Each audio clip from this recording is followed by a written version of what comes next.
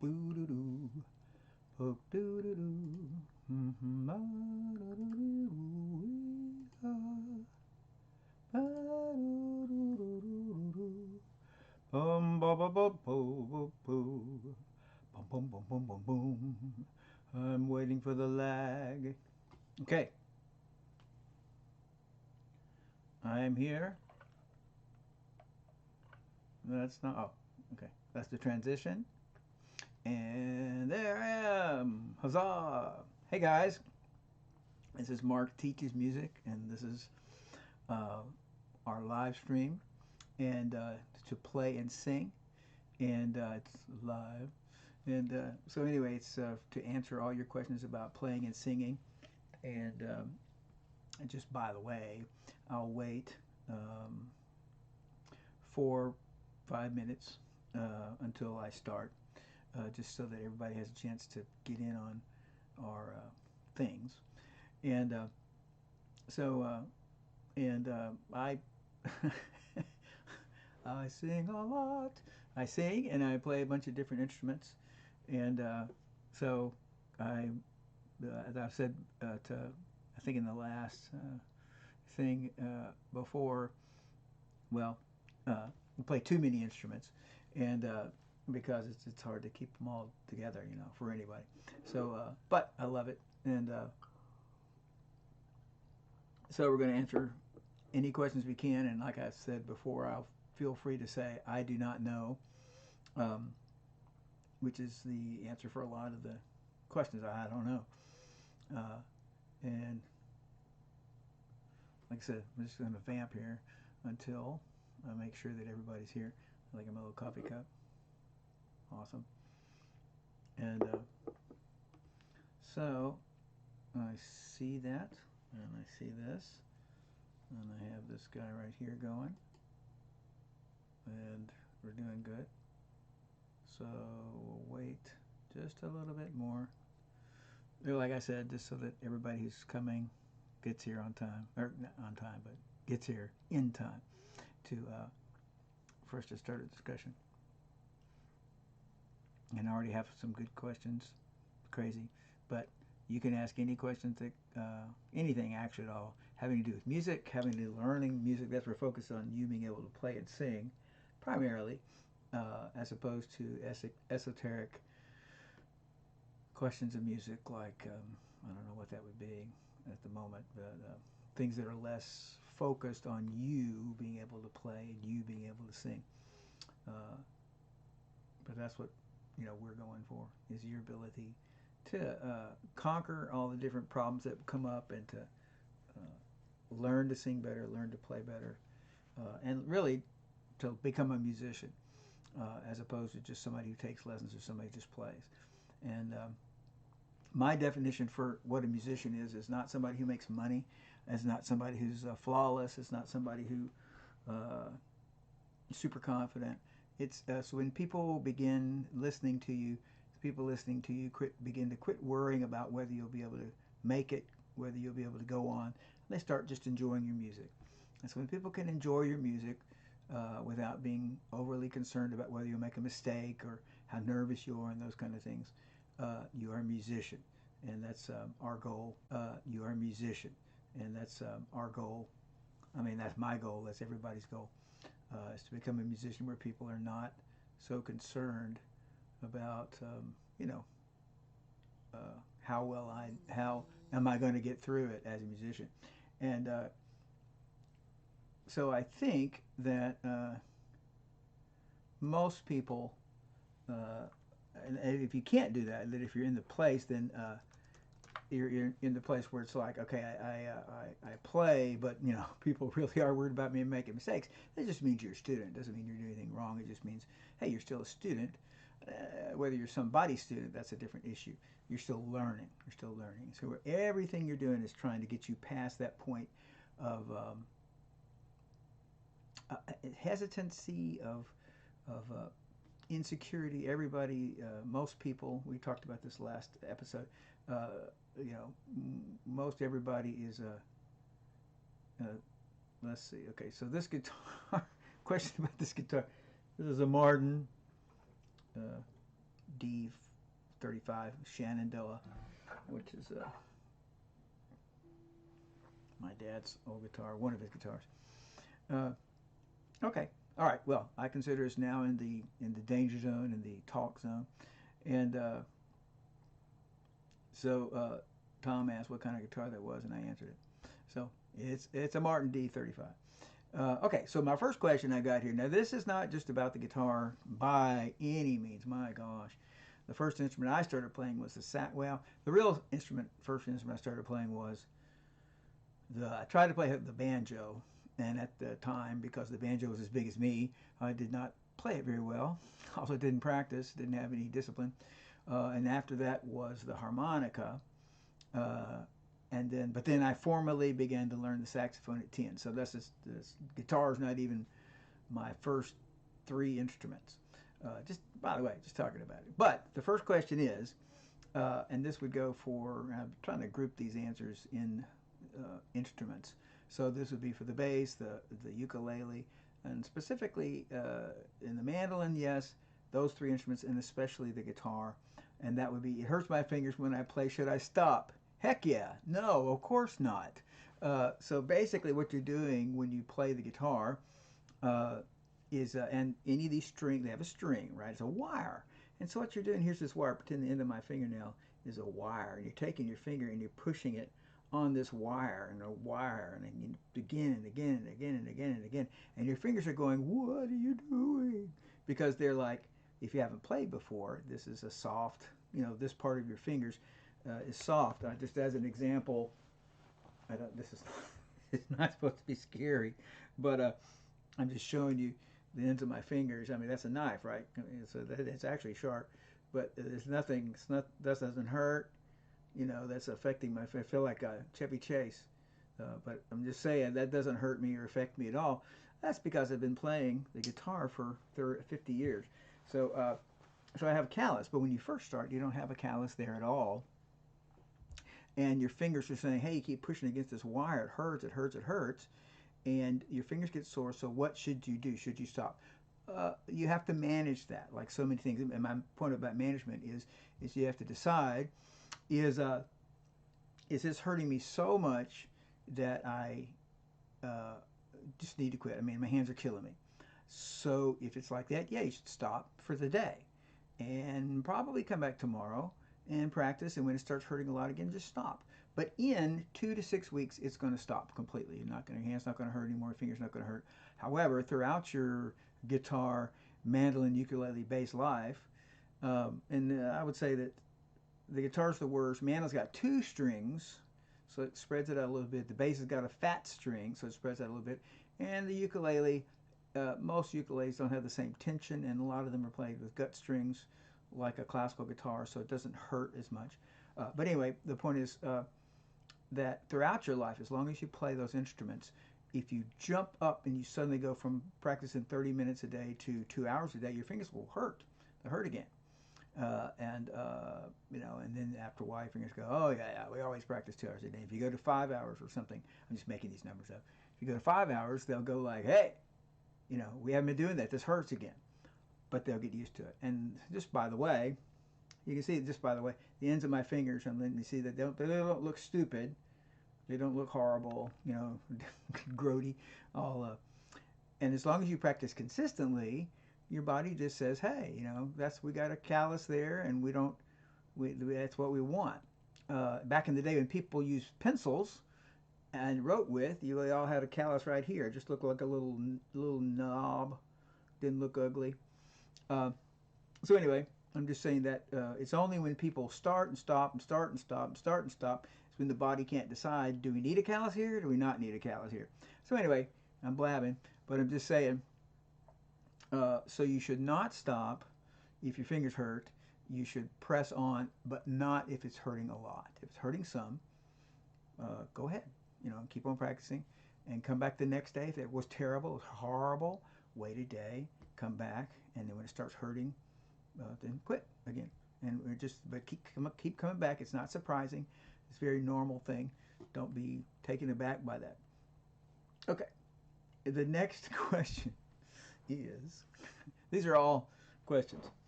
live from real human beings. So, and not from me. So, why do we need to do theory? Because I say so. No, that is not why. Um, and I have basically redone throughout the 35 years that I've been teaching, I've redone both my teaching procedure and the what is theory supposed to accomplish several times. And everybody needs theory. Now, you think about it, if you are a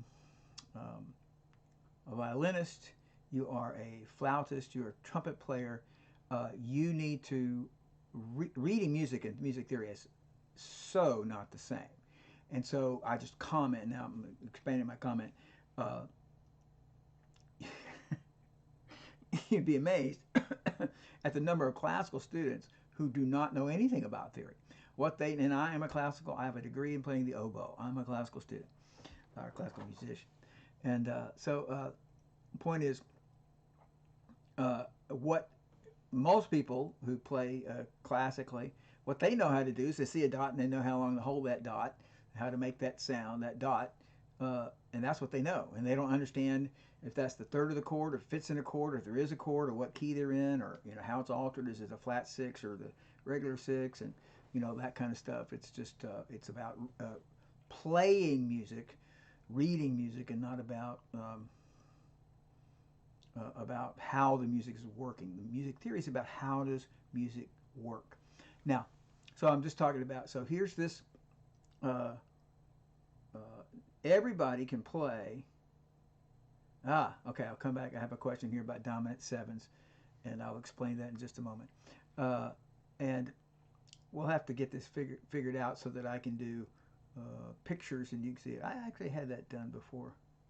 I don't know why I don't have it up now. But anyway, because seeing things is so much better. So I don't know if I can make that happen real quick. This is like Christy's favorite thing. What is damage? Help me, Obi-Wan. So yeah, I understand that. I agree. So anyway, so what you need, depending on the instrument, is you do or do not need to read music. So if you are a strumming guitarist, this is a very generalized answer. You're a strumming guitarist. You're playing rock. You're playing country music. You're playing blues. Probably you're playing jazz, unless you're just like hardcore. I will kill everybody until I'm the best jazz guitar player in the world. You do not need to read music. You need to understand music. So again, that's on one side. On the other side, you're a vocalist. Do you need to read music? If you're a classical vocalist, yes. If you're going to go be you want to go be a session musician, a session vocalist in Nashville, Los Angeles, New York, yes, you need to read music because they're just going to say, here's your part. But most places they're not going to say that to you. How you learn a song as a vocalist. You usually hear cool songs. That's cool. I'd like to do that song. And you learn it. You heard it already. You already know it by the time you're trying to sing it. So I'm giving a perspective, and I understand there's lots of holes in what I'm saying, but the basic sentence is, Christy's telling me I'm rude. I glory in that. So, but anyway, so we want to be practical, useful. So I'm just commenting in lessons. What I want to do is get everybody prepared for what they need and prepared for the next step. That, like, if they decided later on, hey, I want to go to here, or hey, I want to go to here, they don't have any things that have been left out, but not to have anything extra that they didn't need. So anyway, the reason what you're learning theory about is you're trying to say, what key is this song in? What would the chords in this song be? What are the notes in this key? So for example, half of the purpose of theory for a classical pianist, let's say, is to say, this is the key of A flat. I know that, and there's just to pick a little tiny bit harder. This is the key of F minor. It's the same notes as A flat approximately. And so the player would be like, I don't play B naturals. I don't play D naturals. I don't play E naturals because there's 4 flats. But I don't play those because I know what key it is. Well, that's music theory. It's helping you play better. And as we progress, and that would include classical music, we would learn the chords in this key. And we would learn the commonly altered notes in this key as a sound, as a beautiful sound. Just for example, this sound, as a jazz sound, just a sound. This sound, okay, I'm going to make a little alteration to that. Listen to this. Okay, that's a very common alteration. So, if I understand what happened, this is my minor 11, and this is my dominant 7, Christy, with the 5th in the bass. This is 2, 11, 5, 1, major 7. So I altered this second note to a flat 5. The 5 has got a flat 5. If I understand with my left brain, my math brain, hey, that's a flat 5. That's the flat 5. And I understand with my ear, this sounds like, notice how exotic that sounds. Let's go down a half step. So I understand with my left brain the logic of it, and I understand with my right brain how it sounds. Put those two together, then I can be in any key, and I can say, I don't care what key I'm in. The second I'm in, I played a B minor 11. Then I'm going to the dominant 7. I'm going up a perfect 4th, B, C, D, E to an E. And instead of playing an E7, I'm playing an E7 with a flat 5. So my left brain said, hey, that's a flat 5 physically. And the right brain says, and that sounds like this, and so we're going to nail that. Both somebody played it for us, we heard it in an album, we see it on a piece of paper. That's music theory. So I understand how these things work together. Okay, now let me talk about Christie's. I just wonder if I can find something real quick that I can just slob out here. Windows capture, that looks good. Oh, let's try this. I'm gonna try a scene change here, see if I can get over to this. And let's go back, because I didn't get it yet, did it? Okay, let's put this on top.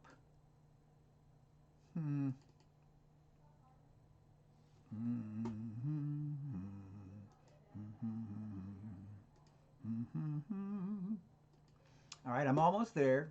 I know God can see my beautiful face, but what I'm trying to get is something I can write on that makes sense. You know, it's like, whoa, that's pretty cool. All right, let's see what we got.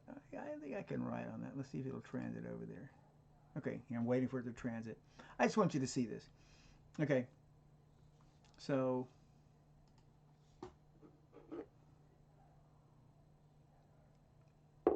waiting for a little white screen to come up here. Should be coming up right about now. White screen. Come, white screen, come. We want you to come. There it is, white screen. Okay, so I just want you to see this. So explain more about dominant 7 chords. Okay, now just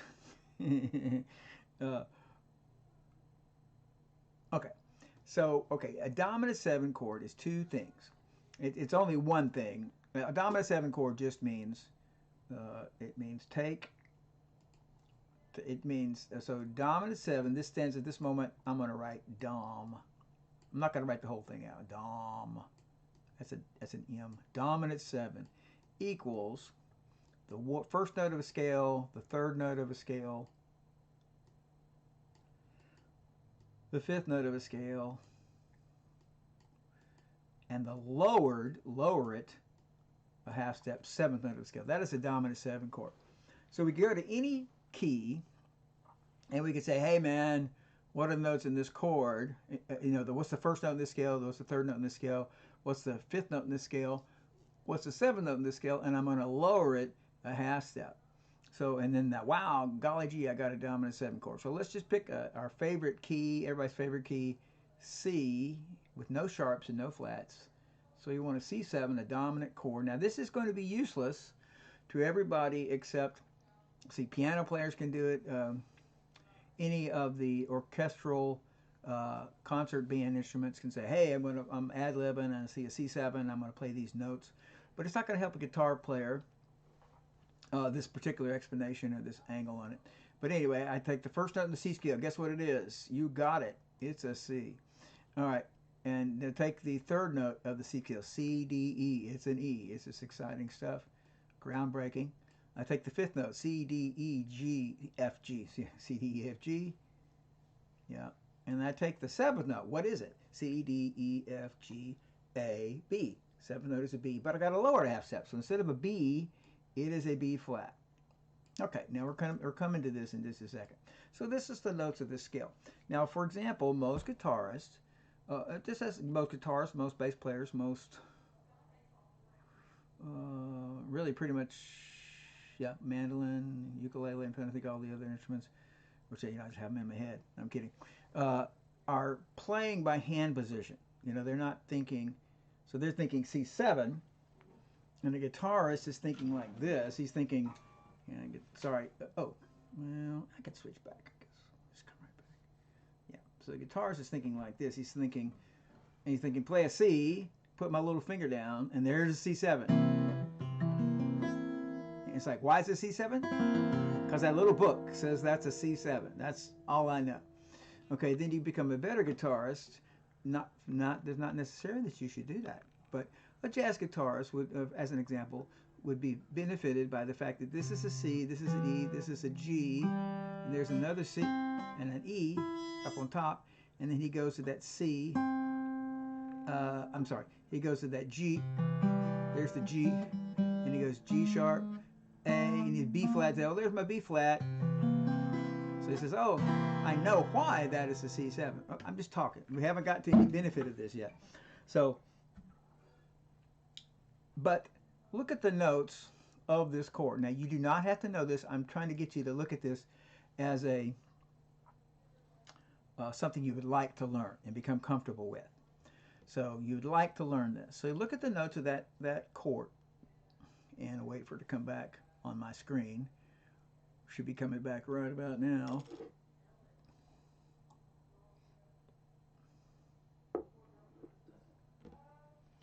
And there.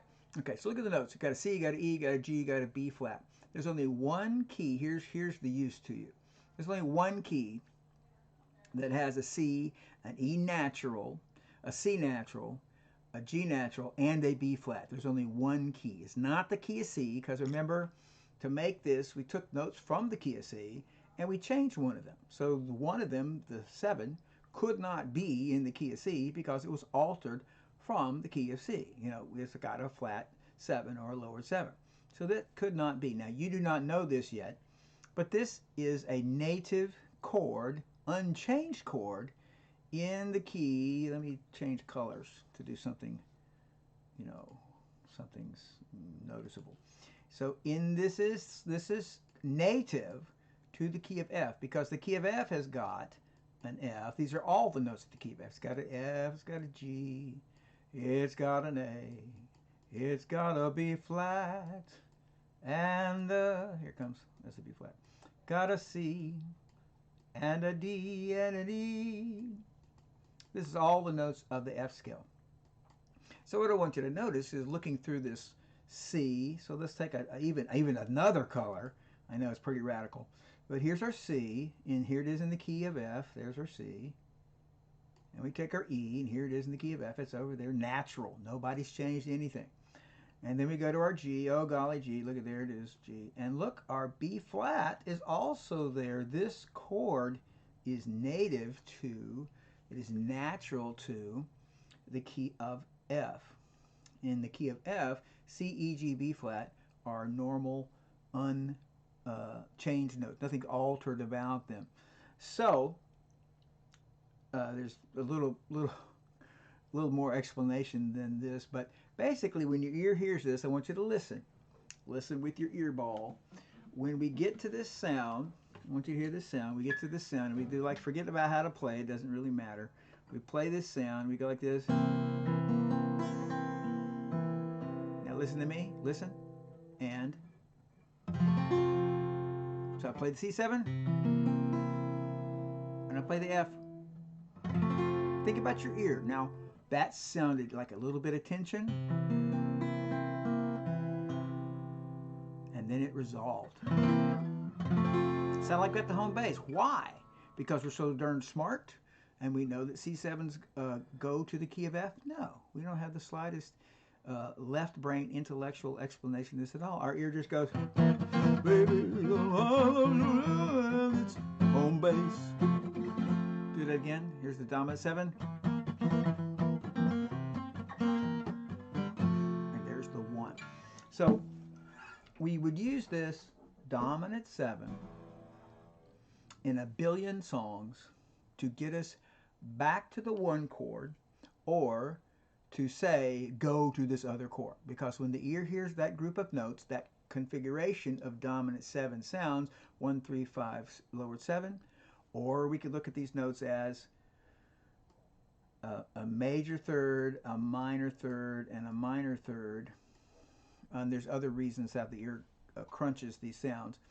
When we hear those sounds, the ear basically is in trouble, and there's only one way out, and that is to get to the home bass for that key. Now, here is what note is that C in the key of F? Remember, in the key of F, it's normal, it's natural.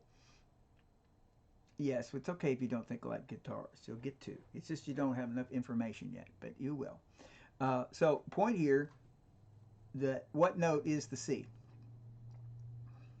Is it the first note? Is it the 7th note? Is it the 25th note? Well, it is the 5th note. So the first note, I'm going to use Arabic numerals, or actually Indo-Arabic numerals here. And there. So it is the 5th note. So, and now I'm going to do it again and use Arabic numerals. Roman numerals, sorry. 2nd note, 3rd note, 1, 2, 3. 4th note, and the 5th note. The name, this is not, nobody made this up, or they did 1,000 years ago. The name of the 5th note of a scale is the dominant. I don't think I can write this with my little, here, let's get rid of this. Let's do this. And let's do this. Yeah, look at that. How about that? Dominant. I'll get it smaller. So the name for the first note of a scale is tonic. Each of those notes has a name. The name for the 5th note of a scale is dominant, the dominant. So we have dominants and submediants and leading tones and subdominants. We have all these names. It doesn't matter. They're old school, old usage and very good usage. They're not as important to us just at this moment in musical history.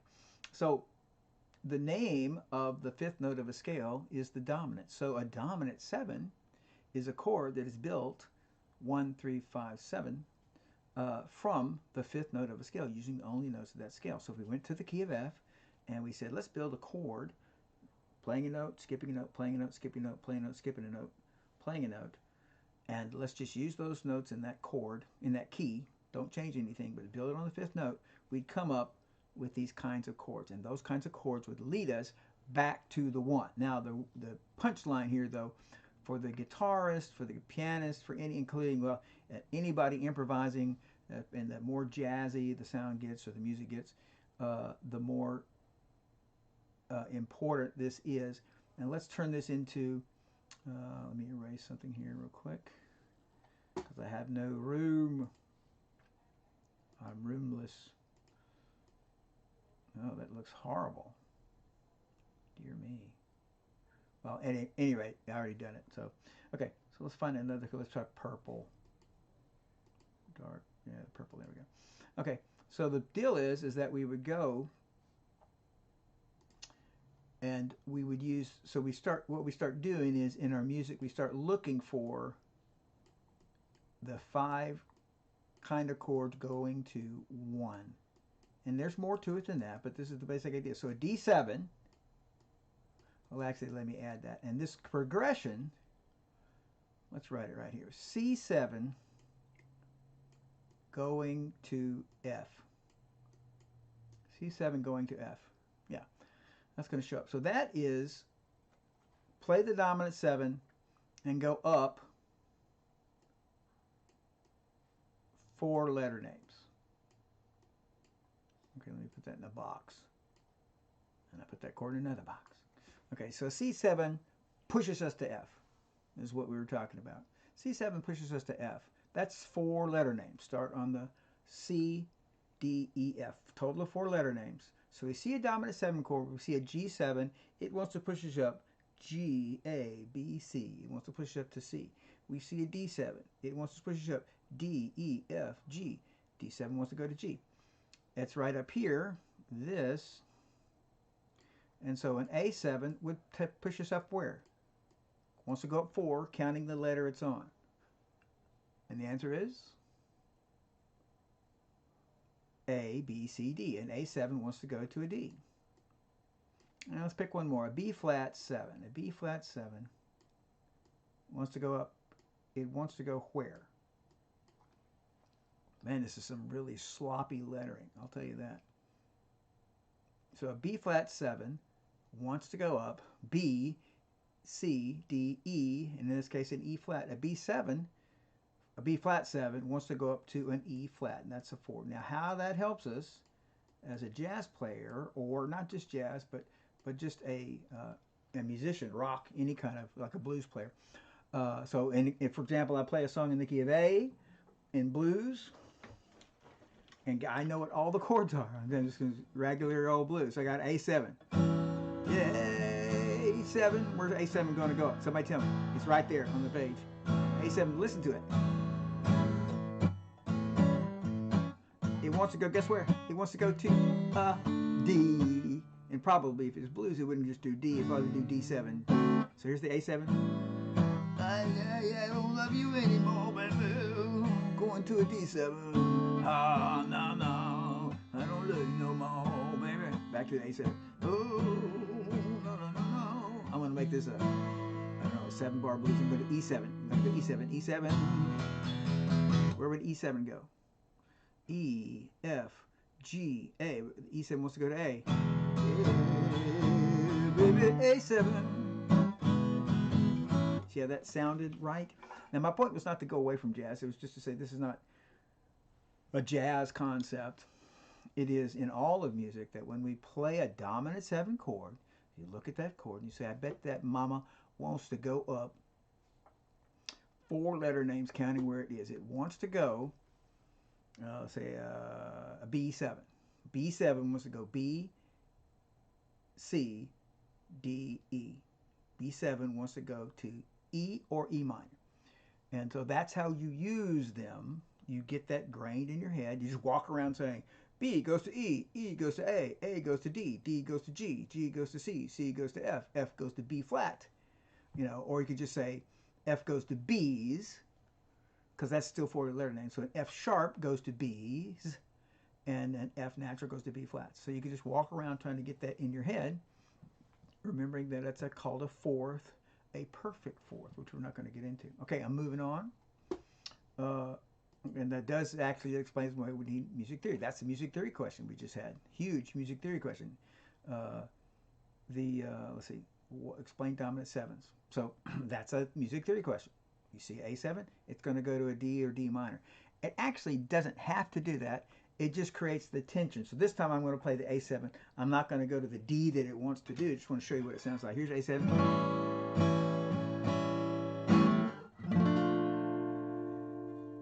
Right? And that's called a deceptive modulation or deceptive ending. Let me get some.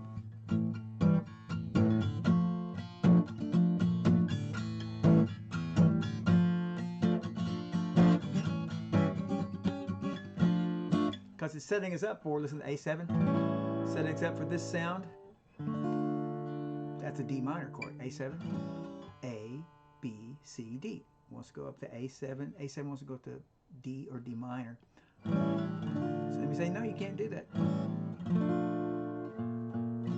And your ear goes, you tricked me. But it likes it because, you know, it's kind of like you mess with my mind, and so I like that.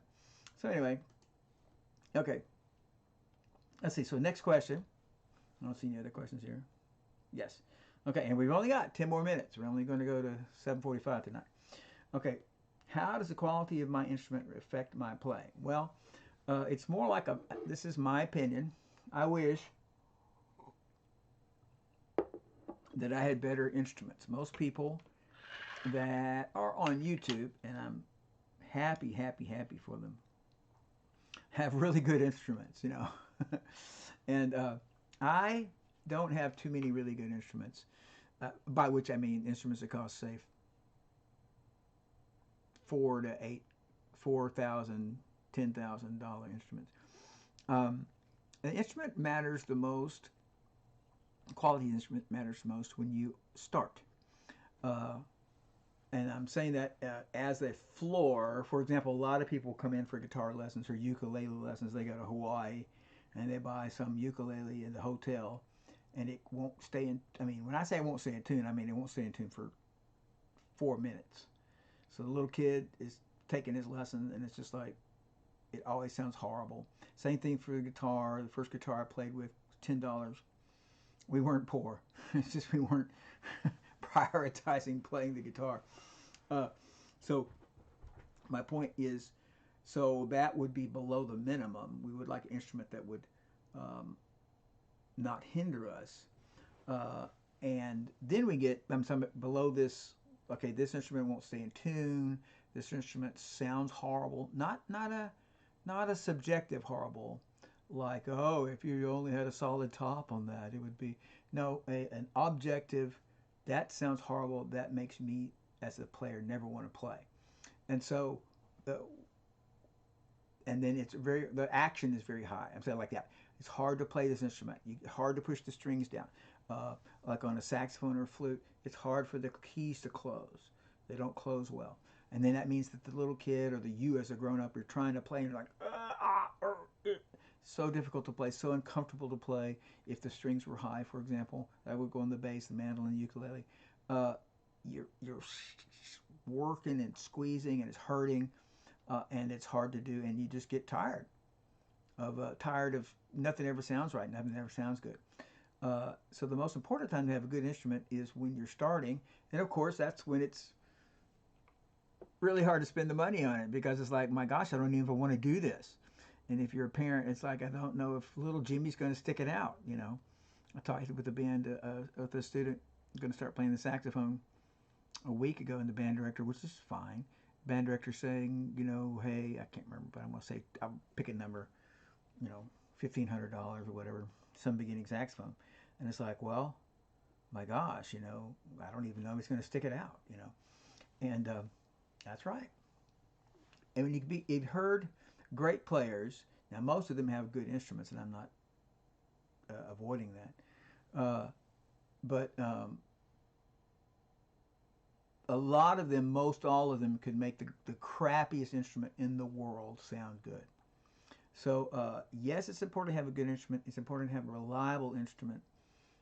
It's important to have an instrument that doesn't hold you back, but it is most crucial when you're learning.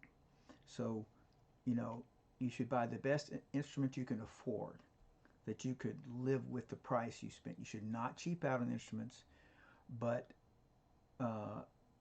it has to have a minimum quality so it's not holding you back. And after that, it becomes how much money do I have? I mean, everybody in the world plays oboes that, again, that's my degree, plays oboes that are plastic oboes, but in my day, nobody did that. So like just a beginning oboe would be $5,000. I don't mean that's what people are doing now, but that's, if we followed what I would think, people would do that. And obviously that's a whole lot of money. So so let me just find that question again. How does the quality of my instrument affect my playing? It affects it very greatly, but if you can get above that minimum, then it becomes more of a how much money can I spend? Now I know that's uncomfortable. What I'm saying is, some of you are thinking, I want an excuse to spend $5,000 on a PRS guitar, and then some of you are thinking, can't I just use this thing I found in the basement, you know, underwater, you know? And so, you know, as we look at those two things, it's got to be, does it work right? Does it play well? Does it hold me back in terms of attitude? Not because I'm stuck up, but because it sounds so bad and I have to work so hard.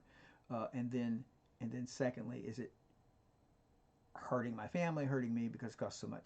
I know there's not an exact answer, but that's an approximate answer. Okay, I got a question here. What's a good timeline for practice? Like, how should I aim for daily? Well, this is actually one of the other questions. There it is. Hey, it's the very next question. Like, what is a reasonable amount of practice? Now, we talked about this in, I can't remember if it was the practice one or the performance one, because they're very closely related. But the point is, you are trying to get immersion, by which I do not mean, yeah, you practice 10 hours a day. I mean, that would be great. Awesome. But that's not what I'm talking about. I'm saying that when you come back, your goal is, when you come back the next day, and let's talk about a vocalist, for example, who works on an exercise of his voice. He's trying to sing higher. He's trying to sing fuller. That would be much harder than just singing higher. Trying to have a much fuller sound in his voice.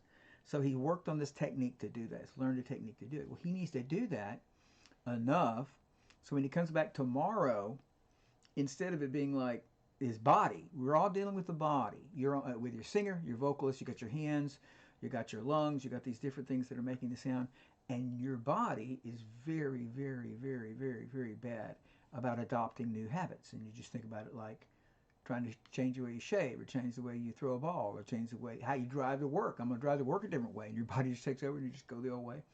So your body's doing the same thing. So point is, trying to change your habit to, and again my example, trying to change your habit to sing better. You learn this exercise. You're trying to sing more round and full, not but it's not hey hello my baby, not like that. So you have to practice enough that when you come back the next day, it's mastered. No, that's not what I was going to say. That's a lie. You have to practice enough so that when you come back the next day, your body goes, oh yeah, I remember that. That's how we do that. And again, imagine a little line. If it's under that line, to where when you come back, your body goes, what's that? I don't remember anything about that. I haven't been doing that. Then that was too little practice. So it has to be at least that minimum. Now, this is an arbitrary, which means determined by will, in this case, my will. But I think that amount is somewhere, I'm going to say 4 hours a week. I think it could be a little less, and some people are physically skilled, meaning they can take less, spend less time and still get really good results because they're physically skilled. Most people should not count on that. And so what you're saying and trying to figure this out, how much should I be practicing? First off, as a hard and fast number, which is probably correct for everybody, about 4 hours a week. And then as a subjective idea is that, did I practice enough? And here, this is what you're thinking. Did I practice enough so when I come back the next day, there's a residual there. There's something left over from yesterday. It's like, hey, you know, I remember how I did it. I mean, it may take 5 minutes on that new technique to be like your hands or your voice, whatever, to go back like, oh yeah. But in general, it's kind of like, and I'm not talking about if you spent, I'm just talking. If you spent 15 hours a week, then yes, your body would definitely come back to most of the things that you'd work on and go like, yes, I remember this. We did this for 30 minutes yesterday, you know. And so that would be awesome. And again, we're kind of talking about a minimum amount of practice. So somewhere around that 4 hours a day, I mean, not a day, sorry, 4 hours a week is when you start to see regularly in different areas, hey, look, my body's remembering this. So again, the objective, 4 hours a week. That could vary. The subjective is when you come back, I still remember some of that. Not up here to remember like I remember what those notes are, but your hands, your body, you know, how do I hold my embouchure? You know, their body's going like, yeah, we did this. I remember this. And so that means that when you come back the next day, you're not starting where you started yesterday. You're starting a little bit higher every day, a little bit higher, a little bit higher, a little bit higher, a little bit higher. And that's what we want to get out of our practice. Is we don't want it to be, I was a good boy, I practiced. There's no rewards for that, unless you're in band or something. And I love band. I was in band from age 10. What I'm saying. So the band director is going to give you an award, because you wrote down in your card that you practice X number of minutes a day. But if you're in it for yourself, there's no reward for the amount you practice. There's a reward for the amount of progress you make. So you want to be making progress, and so you're monitoring what you're getting done. So I think that's our time limit. 7:45. I don't see any other new questions, so I'm going to go. So if you want interested in lessons, get a hold of me on dallasmusiclessons.com. Yes, it is good stuff. dallasmusiclessons.com. That's our website. And go there and contact us about lessons there, or look at lessons there. And if you got any questions, just email me, mark@dallasmusiclessons.com. And this is our channel on YouTube, Mark Teaches Music, and we'll have more and more stuff on here. Every week, 7 o'clock on Wednesdays, we have a live stream with all your questions, any of your questions. And seriously, the more questions, the better. I do reserve the right to say I don't know, but I'm trying not to. And listen, just like in lessons, I mean, if I don't know what I do not do, I don't mean it in a bad way, but I'm not going to say, I'm not going to either say I know something I don't know, and I'm also not going to try to lead you in a way, kind of get you away from the stuff I don't know. And I'm not talking about me. I'm talking about in our discussion here. I'm just saying, when we talk about stuff, if you ask something, then I'm just going to say, no, I don't know the answer to that. I think this, or I don't know anything about it, or I think kind of this. But so it's important that you have the truth. We have the truth. So, okay, so I'm going to go, dallasmusiclessons.com, live stream every week, Wednesdays at 7 o'clock. All your questions about how to play and sing. And I'll see you guys next week.